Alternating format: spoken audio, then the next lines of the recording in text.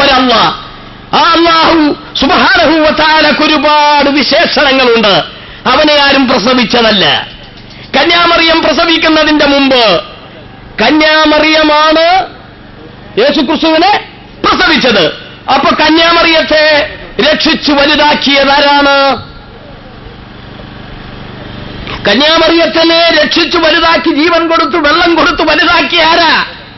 എന്റെ പൊന്നുമക്കളെ, അതിന്റെയൊക്കെ മുമ്പ് ഒരുപാട് പ്രവാചകന്മാര് കടന്നുപോയി. ബൈബിൾ വിശ്വസിക്കുന്ന അബ്രഹാം, യോഹന്നാൻ, ഡേവിഡ്, മോസ തുടങ്ങിയ ഒരുപാട് പ്രവാചകന്മാരൊക്കെ കഴിഞ്ഞുപോയി. ആ പ്രവാചകന്മാരും ജനിക്കുന്നതിന്റെ മുമ്പ് ഒരു മിനിറ്റ് എന്നിലേക്ക് ശ്രദ്ധിക്കണം.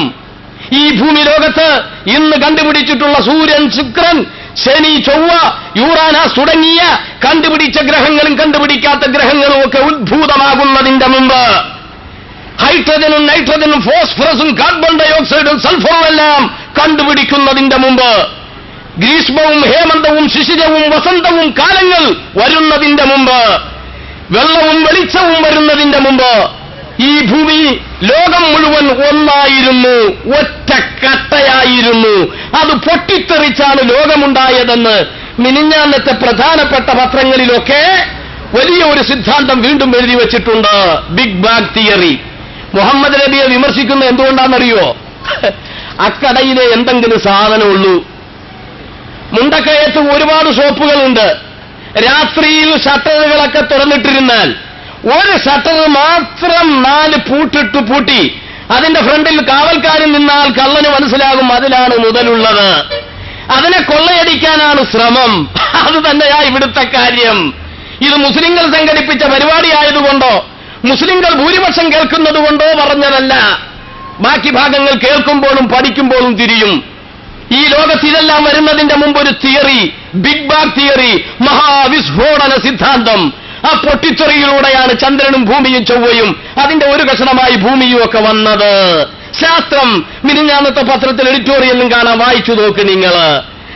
6-ാം നൂറ്റാണ്ടിന്റെ ഉത്തരാർത്ഥത്തില് പുസ്തകക്കാരൻ എഴുതിയ, വെളിവില്ലാത്ത പുസ്തകക്കാരൻ എഴുതി പറഞ്ഞ മുഹമ്മദ് ഉണ്ടല്ലോ, ആ മുഹമ്മദ് പറഞ്ഞു, അവലം യറല്ലദീന കഫറു അന്ന സമാവാതി വൽ അർള കാനതാ റത്ഖൻ, ഭൂമിയും ആകാശവും മറ്റു ഗോളങ്ങളുമെല്ലാം ഒന്നായിരുന്നു.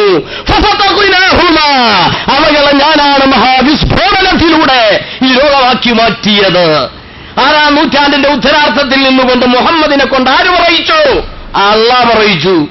ഈ പുസ്തകംകാരൻ പറയുന്ന അള്ളയല്ല, ഈ പുസ്തകംകാരൻ പറയുന്ന അള്ളയല്ല, ഈ പ്രപഞ്ചത്തിന്റെ സൃഷ്ടാവായ, നിർമ്മാതാവായ, ജഗദീശ്വരനായ അള്ളാഹ് പറഞ്ഞു.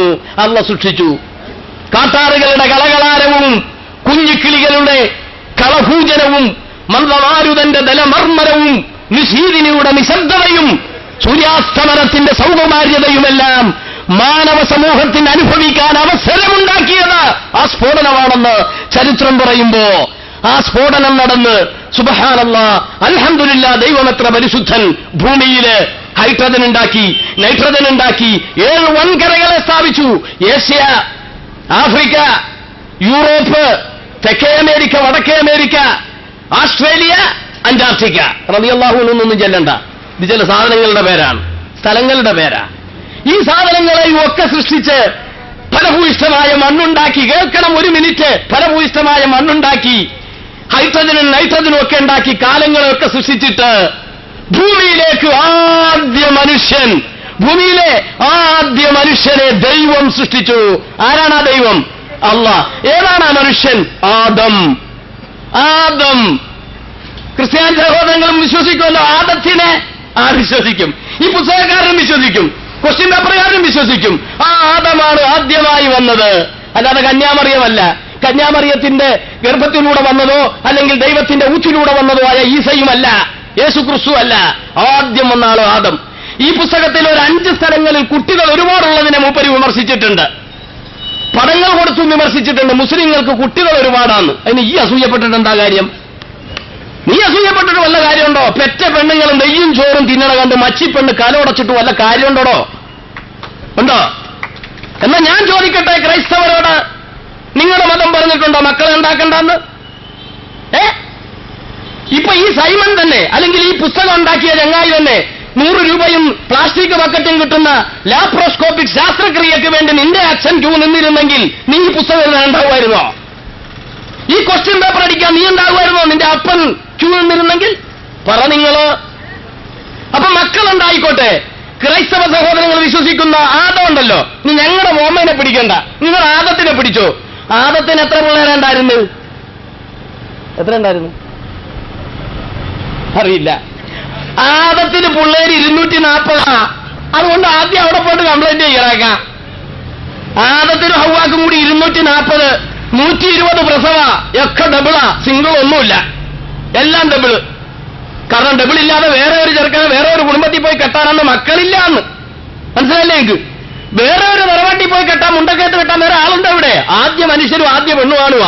അപ്പൊ അള്ള എന്ത് ചെയ്തു? ദൈവം എന്ത് ചെയ്തു? ഒക്കെ ഒരാണ് ഒരു പെണ്ണ്, ഒരാണ് ഒരു പെണ്ണ്, 120 പ്രസവം, 240 മക്കള്.